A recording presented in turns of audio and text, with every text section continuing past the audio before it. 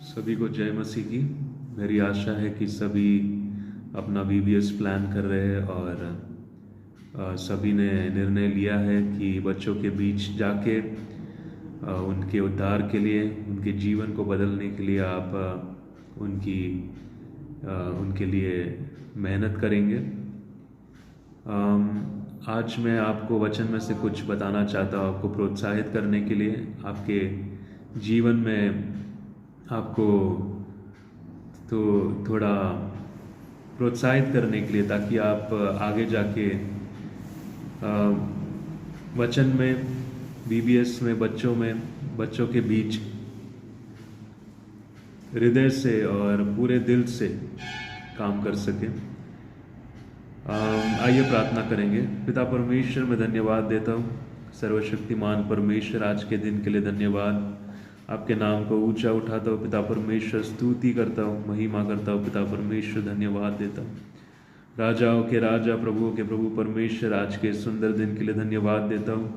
प्रार्थना करता हूँ पिता परमेश्वर कि आप हमें बुद्धि, समझ और ज्ञान दीजिए पिता परमेश्वर, हमें आनंद से भरे पिता परमेश्वर, ताकि हम प्रभु यीशु मसीह जब बच्चों के बीच जाए तो एक आनंदित हृदय से जाए पिता परमेश्वर, और बच्चों के बीच पिता परमेश्वर हम अपना पूरे मेहनत से पिता परमेश्वर और पूरे लगन से पिता परमेश्वर उनके बीच ये VBS चला सके पिता परमेश्वर। प्रार्थना करते हम सभी को उत्साहित कीजिए पिता परमेश्वर, ताकि इस सेवकाई में हम पूरे दिल से सेवकाई कर सके पिता परमेश्वर।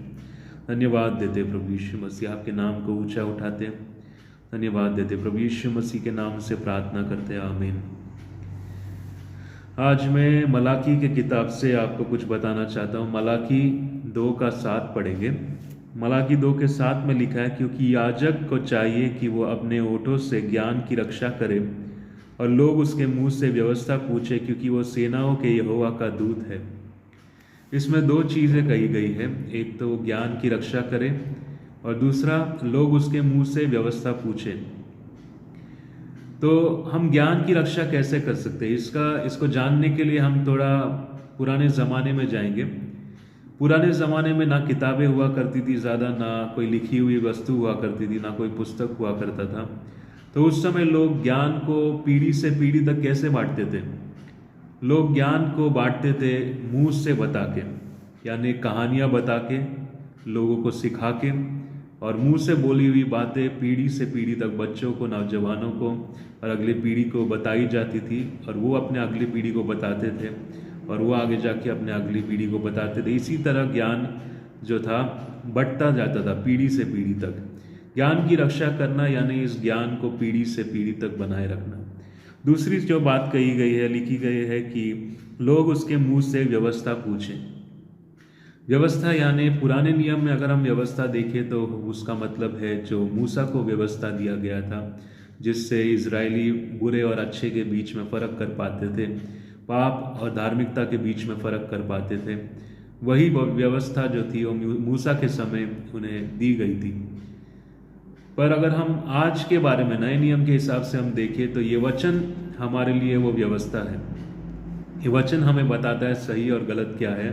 ये वचन एक आईने की तरह है जो हमें सही और गलत में, हमारे जीवन में जो सही है जो गलत है उसके बीच में फ़र्क करना बताता है। तो ये वचन हमारे जीवन में बहुत ज़रूरी है। पर ये बातें किसी कही गई हैं? ये बातें याजकों के बारे में कही गई हैं। याजक जो थे वो उस ज़माने के जो लोग हुआ करते थे, पवित्र लोग कहलाते थे। यानी जब लोग याजकों को देखते थे तो लोग सोचते थे ये पवित्र लोग हैं, परमेश्वर के चुने हुए लोग, पवित्र लोग। तो ये याजक शब्द का मतलब क्या है?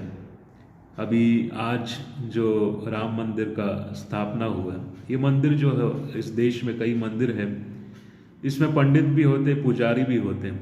अब ये पुजारी जो होते हैं इस मंदिर की सेवकाई में जो मदद करते हैं और मंदिर की क्रियाओं को संभालने के लिए मदद करते हैं। उसी तरह पुराने ज़माने में जब मूसा के समय में मूसा को परमेश्वर ने तंबू बनाने की आज्ञा दी गई थी, जहाँ परमेश्वर की महिमा आगे वास करती थी। उसके बाद दाऊद के मन में इच्छा आई कि वो परमेश्वर के लिए एक भवन बनाए, दाऊद के समय में वो नहीं हो पाया क्योंकि परमेश्वर की ये इच्छा नहीं थी। पर उसके बेटे सुलेमान के समय में उसने एक भवन परमेश्वर के लिए बनाया जो बहुत सुंदर था। उसमें सोने से सजाया हुआ और सबसे कीमती चीज़ों से सजाया हुआ एक मंदिर था। उस मंदिर में परमेश्वर की महिमा आके वास करती थी। अब परमेश्वर की महिमा जब उस मंदिर में आके वास करती थी तो वहाँ पे जो लोग काम करते थे उन्हें पवित्र होना ज़रूरी था। वही लोग जो उस मंदिर में काम करते थे उन्हें याजक और महायाजक कहलाया जाता था। इन्हीं याजकों के बारे में परमेश्वर कह रहा है कि तूने ज्ञान की रक्षा करना है और लोग उनके मुंह से व्यवस्था पूछे। हम नए नियम में भी देख सकते हैं परमेश्वर ने पहले पत्रस में कहा है कि हम एक राज पधारी याजकों का समाज है। यानी नए नियम में परमेश्वर हमें कहता है कि हम एक चुना हुआ वंश और एक राज पधारी याजकों का समाज है। हम याजक हैं। जब पवित्र आत्मा हमें दिया गया, जब परमेश्वर ने अपने बेटे को सूली पे कुर्बान किया, उसके बाद जब पवित्र आत्मा हमें दिया गया और हम एक नई सृष्टि बन गए, तब हम याजक बन गए। पुराने ज़माने में जो याजक हुआ करते थे, आज वही याजक हम भी है। खाली फ़र्क यह है कि आज मंदिर कोई फिजिकल मंदिर नहीं है, पर हमारा शरीर जो है वो पवित्र आत्मा का मंदिर है। तो हम याजक हैं। मैं ये सारी चीज़ें आपको क्यों बता रहा हूँ? क्योंकि इसमें मैं जो संदेश दे रहा हूँ, इसमें एक बात स्पष्ट है कि याजकों को उस ज्ञान की रक्षा करनी है, उस ज्ञान को पीढ़ी से पीढ़ी तक बढ़ाते रहना है। उसी तरह हमें भी जिम्मेदारी दी गई है कि हम इस ज्ञान को अपनी पीढ़ियों को बताएं। यानी वचन में लिखा हुआ जो ज्ञान है, प्रभु यीशु मसीह ने जो ये वचन दिया है, पवित्र आत्मा के, परमेश्वर पिता ने जो वचन दिया है, पवित्र आत्मा के प्रेरणा से इस वचन को सीखना, पढ़ना, समझना और अपने अगली पीढ़ी को सिखाना बहुत ज़रूरी है। जब हम ये करते हैं तो अगली पीढ़ी जो है वो परमेश्वर के ज्ञान में परिपक्व हो सकते हैं। वो परमेश्वर के ज्ञान में बढ़ेंगे, वो परमेश्वर की आज्ञाओं के अनुसार चलेंगे, वो परमेश्वर की इच्छाओं के अनुसार जो परमेश्वर चाहता है उनके जीवन से, वो वैसे अपने जीवन में चल पाएंगे। और ये चीज़ें बहुत ज़रूरी है एक बालक के जीवन में, एक नौजवान के जीवन में। तो हम जो VBS करते हैं, हमें एक जिम्मेदारी दी गई है। हम एक याजक हैं और हमें जिम्मेदारी दी गई है कि हम जो है इस VBS में बच्चों तक उस ज्ञान को पहुंचा सकें, ताकि पीढ़ी से पीढ़ी तक जाके जब वो बच्चे बड़े हो, और हमारे विश्वास है कि उन बच्चों का जीवन बदलेगा, वो प्रभु यीशु मसीह को ग्रहण करेंगे, एक मसीह जीवन जिएंगे। और जब मसीह जीवन जिएंगे तो आगे की पीढ़ियों को, यानी उनके बच्चों को भी वो उसी ज्ञान को बांटेंगे। तो इस ज्ञान की रक्षा करना, यानी वचन के ज्ञान की रक्षा करना, वचन में जो सिखाई गई चीज़ें हैं उसको अगली पीढ़ी तक सिखाना, ये परमेश्वर हमें आज्ञा दे रहा है कि हम इन चीज़ों को करें। क्योंकि हम याजकों का समाज है, हम एक पवित्र लोग हैं, हम चुने हुए लोग हैं जो इस वचन को पढ़ते हैं, इसमें लिखी हुई चीज़ें पवित्र आत्मा के प्रेरणा के द्वारा, मदद के द्वारा समझते हैं और उसको हम आगे जाके लोगों को सिखा सकें। ये चीज़ें करना बहुत ज़रूरी है। पर ये क्यों ज़रूरी है? हम होशे की किताब में देखेंगे। होशे की किताब में 4:6 में, होशे की किताब 4:6 में देख सकते, लिखा है, मेरे ज्ञान के न होने से मेरी प्रजा नष्ट हो गई।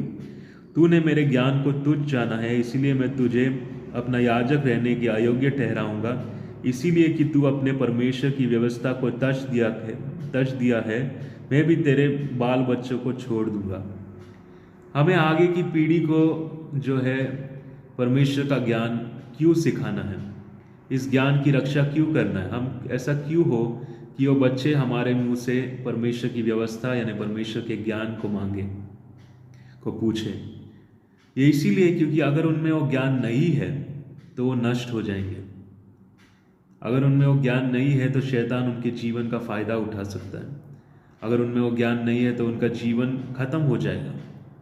वो धार्मिकता पे नहीं जी पाएंगे, उनको सही और गलत में फ़र्क नहीं समझेगा।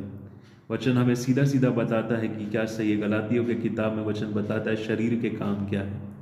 और आत्मा के फल क्या है। ऐसे कई जगहों पे वचन हमें बताता है क्या सही है और क्या गलत है। इसलिए हमें उस ज्ञान की रक्षा करनी है और उस ज्ञान को आगे पहुंचाना है। एक और वचन पढ़ेंगे, मत्ती का किताब 5:19 पढ़ेंगे। मत्ती का किताब 5:19 में लिखा है, इसीलिए जो कोई इन छोटी से छोटी आज्ञाओं में से किसी एक को तोड़े और वैसे ही लोगों को सिखाए, वो स्वर्ग के राज्य में सबसे छोटा कहलाएगा, परंतु जो कोई उन आज्ञाओं का पालन करेगा और उन्हें सिखाएगा, वही स्वर्ग के राज्य में महान कहलाएगा। आप सभी ये वचन जानते हैं। अब जानते हैं परमेश्वर हमें कह रहा है कि उसकी आज्ञाओं का पालन करें।